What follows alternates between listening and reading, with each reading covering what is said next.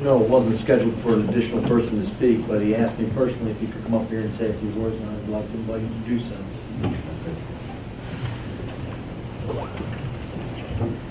Thank you for that. My son, I didn't think I would be up here if I ever had to discuss this, the lost one. My son was killed last Wednesday. That's the hardest thing I can ever hear from a phone call at work. Me and my wife here. We just buried my son yesterday. So right now you can know how fresh this is to us, and I can feel the pain from everybody else. And we can go on and saying the same thing he's saying, because the pain feels like that from all of us. And we are reaching out to ask anyone know someone or know anything about this to come forward. Hope they sleep, they don't get no rest or sleep until they can just turn themselves in or come forward. Just to get to the point. My son's life was taken. He was 30 years old.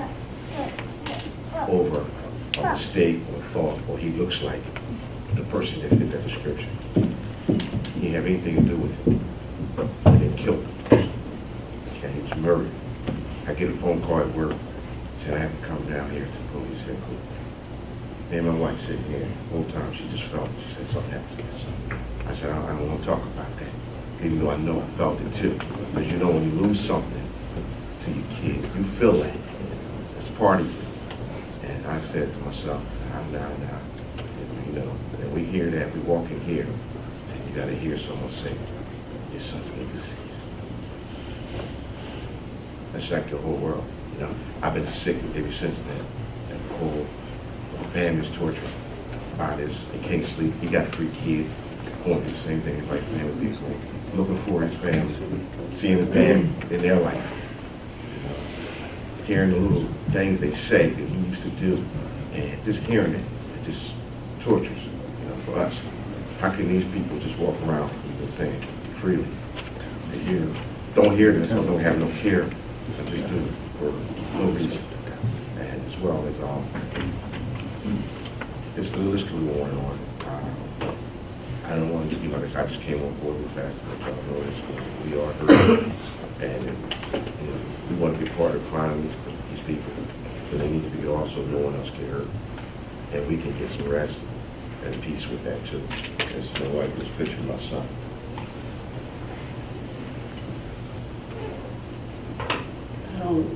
I don't even want to try to stand here and paint the picture that my son was perfect, that my son was without fault, that my son didn't do wrong, because he grew up in this environment with a lot of other children that just was succumbed by their environment and with some of the activities that went on in the community.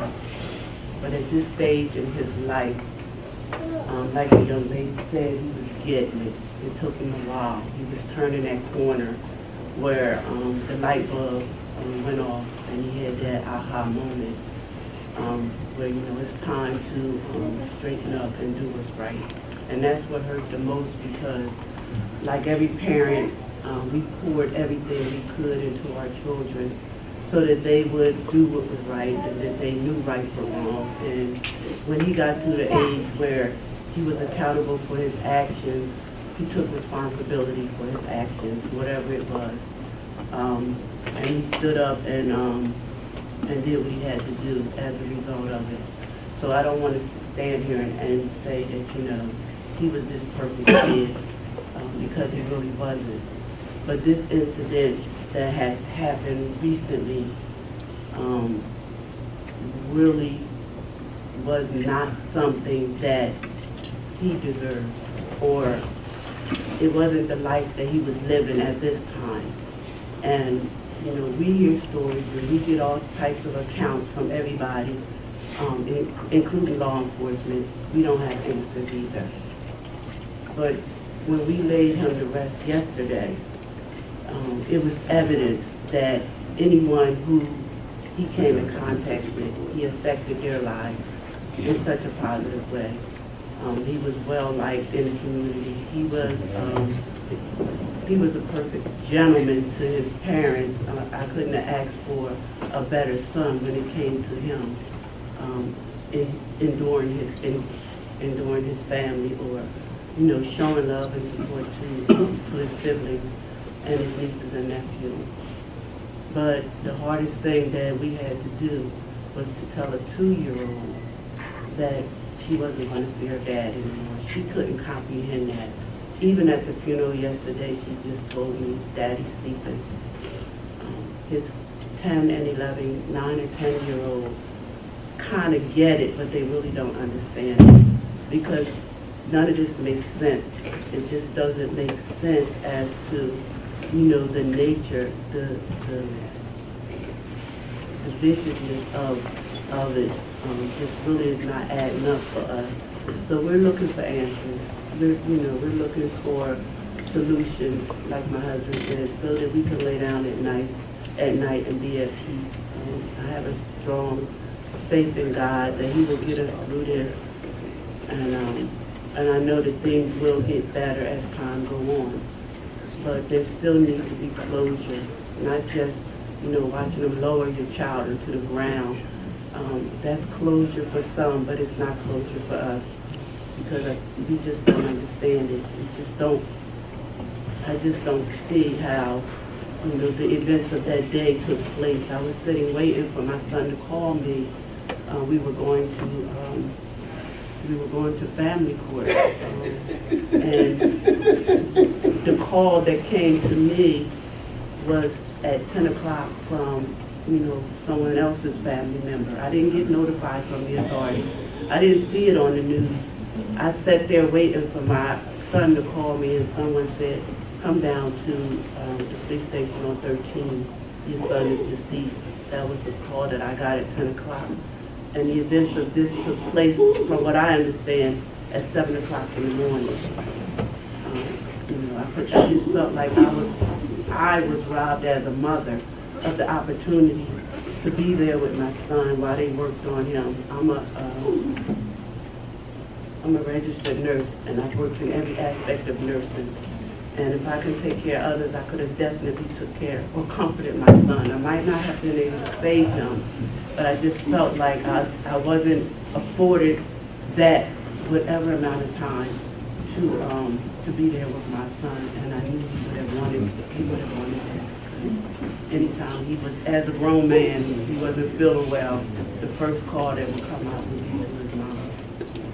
So I'm just asking that, like my husband said, we're pleading that, anybody that have any information to help us, process this a little better, to help us to be able to, withstand and endure this pain that all of these families is going through. Like my son said yesterday at his funeral, we watch a lot of TV programs, 48 Hours, Cops, and no one knows the pain of the person on the other side of that camera. A lot of times those things are filmed during the better time, or the time where the family is more able to process some of the stuff they're going through. But it's a pain that's indescribable. It's a pain that I never even knew existed. And I have a greater respect now for people who have to endure it, like my family. At this time, we will have a few remarks from Pastor Beaming, who is the president of IMAC. That's great. My comments will be brief.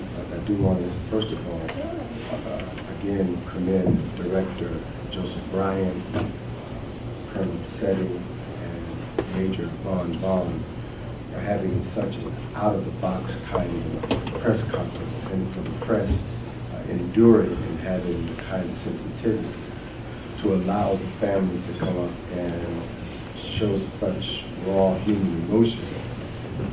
Hopefully there's somebody on the other side of the camera in their living room, kitchen, den, barbershop, beauty salon, what have you, that's watching this, and you have shed tears, or you have been moved by the fact that you have seen the pain that these families experience.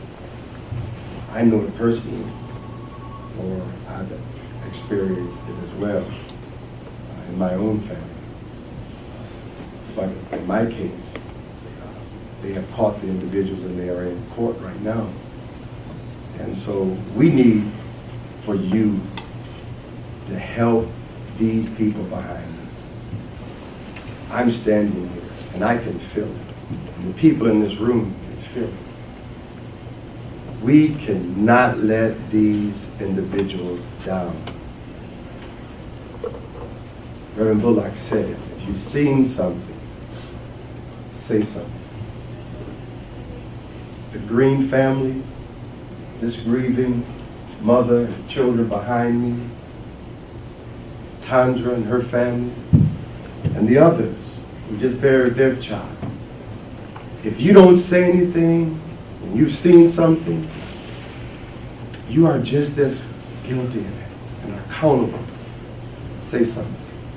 Finally, as well as the Newcastle County Police are thinking outside the box, I need to say to all of us, and especially our elected officials, we've got to think outside the box. There's a two-pronged approach here. We do need to arrest these violent offenders to bring closure to these families. We also need to start thinking about some of the systemic issues that lead to this violence. Some of this violence has been a perfect storm brewing. And we've got to come to some of the social, justice, economic, and spiritual issues that are allowing us to raise our children. These are our children. These are our children. These are our children. And we can come up with some solutions that can turn this murderous and violent situation in our community around. Let's do that. Let's do it for their sons, husbands, children, so that their deaths will not be in vain. And someone said something to me earlier, and I'll close on this. We need a seminal moment. The Rose Hill Community Center shooting needs to be that thing that we say, enough is enough. I want to thank the families again. I ask them to take their seats as we prepare to play a video of the person responsible for the murder of Mr. Kilgo. And I'm hoping that when you see this video, everybody in our community looks very closely, because there are people out there that know exactly who did this. We want your help solving this crime. We will not stop to commit murder in Newcastle County. We will go to any length to find you, pursue you, arrest you with the help of our Attorney General's office. We're going to have you incarcerated as far away from your family as humanly possible. Let's put that video up now.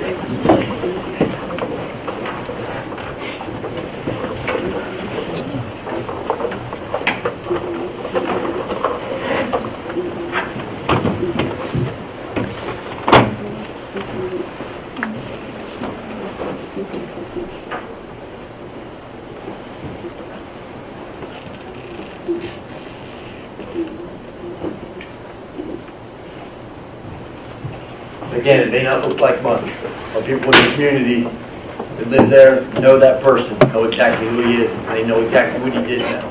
Can you play that again? Hold on. Play it again. Play it again.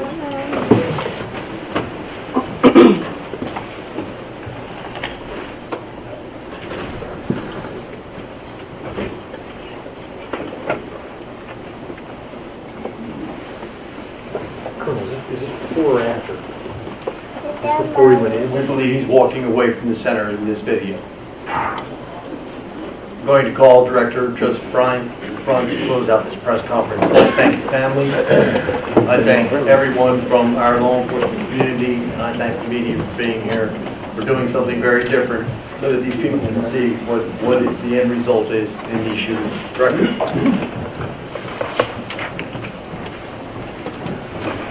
Basically, everyone came to this podium today, called it a good morning. I have a slight problem here, because it's not a good morning. The reason why we came here today is because these young people, their lives were taken from them. It will be a good morning. I can assure you of that. The Newcastle County Police Department, we will do everything in our power. Please hear me out. Not just the family that's from, but the folks who committed these homicides. We will track you down, and we will lock you up exactly where you need to be for taking the lives of. No one in this world has the right to take another's life. I don't care if it was good, bad, or indifferent. So understand me. We will not stop. We will not stop until we identify you and stick you in a cell. To the family, we are so sorry.